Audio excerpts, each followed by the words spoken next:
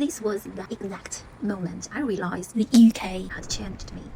I came back to my own city, stepped onto a zebra crossing with complete confidence, and absolutely no one stopped it because my body was still crossing the road like I was in Britain. The first one was so silly, but it kept happening.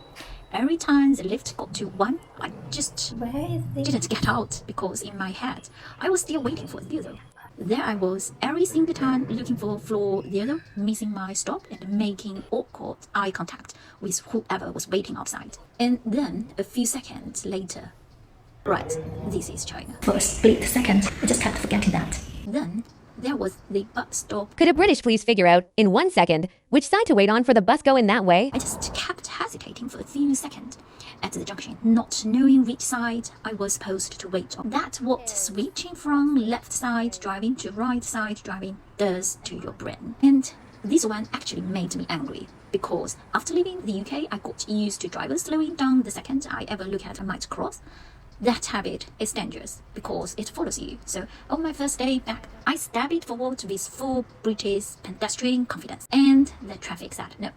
That was the moment I realized this wasn't about knowledge. I knew where I am. My body just hadn't caught up. In Britain, the car often pauses for me, but here, I pause for the car.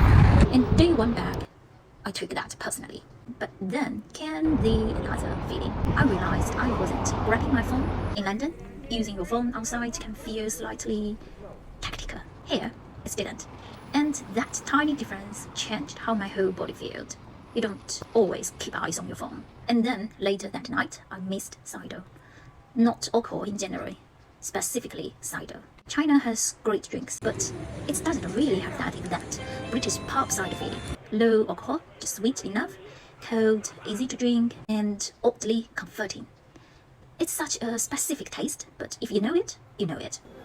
And suddenly I wasn't just missing the drink, I was missing the pub, the warmth, the slow conversation, the feeling that the evening could just unfold. That's the strange things about living somewhere else for years. You come back, and it's not the big things that hit you first. It's the way you cross the street, the floor number you keep waiting for, the side of the road your body chooses. The second you suddenly miss the sweetness of cider. Home is still home, but part of you has learned another reason. If you ever moved between countries, tell me your biggest reverse culture shock in the comments. See you in the next one.